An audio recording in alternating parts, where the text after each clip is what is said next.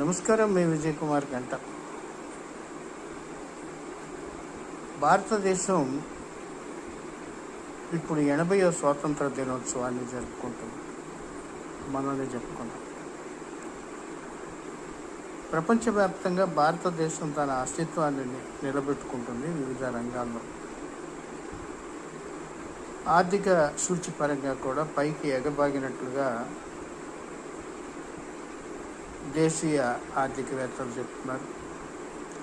అనేక పత్రికల్లో కథనాలు వస్తున్నాయి. ప్రభుత్వం సైతం ఈ విషయాన్ని చెప్తుంది.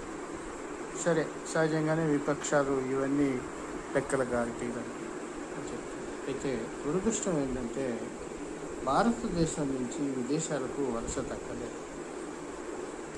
అక్కడ ఉపాధి లేదని, అక్కడ తరిమి కొడుతున్నారని, నీచంగా చూస్తున్నారని తెలిసినా కూడా వలసలు పెరిగిపోతున్నాయి.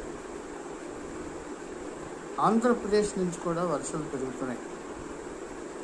ఇప్పటికీ హైదరాబాద్, బెంగళూరు, చెన్నై, ముంబై ప్రాంతాలకు వలసలు వెళ్తున్నాయి. అతి దారుణమైనటువంటి విషయం ఏంటంటే మనకన్నా కరెన్సీ అంటే మన రూపాయి కన్నా 2 రూపాయలు అధికంగా ఉంటుందేమో కానీ థాయిలాండ్ దేశంలో ఆకలి, దారిద్ర్యం, నిరుద్యోగం మనకన్నా ఎక్కువగానే ఉంది. కానీ అక్కడ టూరిస్టు దేశం కావటంతో అక్కడ క్యాసినో రంగం, మసాజ్ రంగం, అమాయకమైనటువంటి ఆడపిల్లల్ని అద్దాల గదిలో పెట్టి అమ్ముతున్నటువంటి పరిస్థితులు, లైసెన్స్డ్ వ్యభిచారం లాంటివి. అక్కడ ఎడ్యుకేషన్ ఏమీ మనకన్నా గొప్పగా లేదు. కానీ థాయిలాండ్కి కూడా చదువు కోసం అయిపోతున్నారు. అక్కడికి ఫిన్లాండ్ కాదు, ఫిలిప్పీన్ దేశానికి కూడా పోతున్నారు.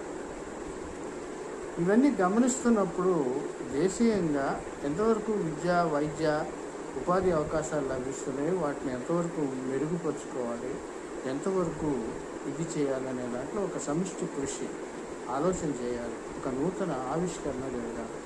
ఇక స్వాతంత్రం ఎవరి వల్ల వచ్చింది? గాంధీ వల్ల రాలేదా? నెహ్రూ వల్ల రాలేదా? పటేలే ఇచ్చాడా? అంబేద్కర్ రాజ్యాంగం వల్ల మనకి ఇబ్బంది కలిగిందా? ఇలాంటి పనికి మారినటువంటి అంశాల వైపు యువత వెళ్ళదు. ముందే చెప్పాను, చరిత్ర ఒక కట్టుకథ. జరిగింది పూర్వీకులకు తెలుస్తుంది, కానీ ఇప్పుడు రాసేటువంటి వాళ్ళు రాసేదంతా కూడా ఒక కట్టుకథ. స్వాతంత్రం ఒక సమిష్టి ఉద్యమం.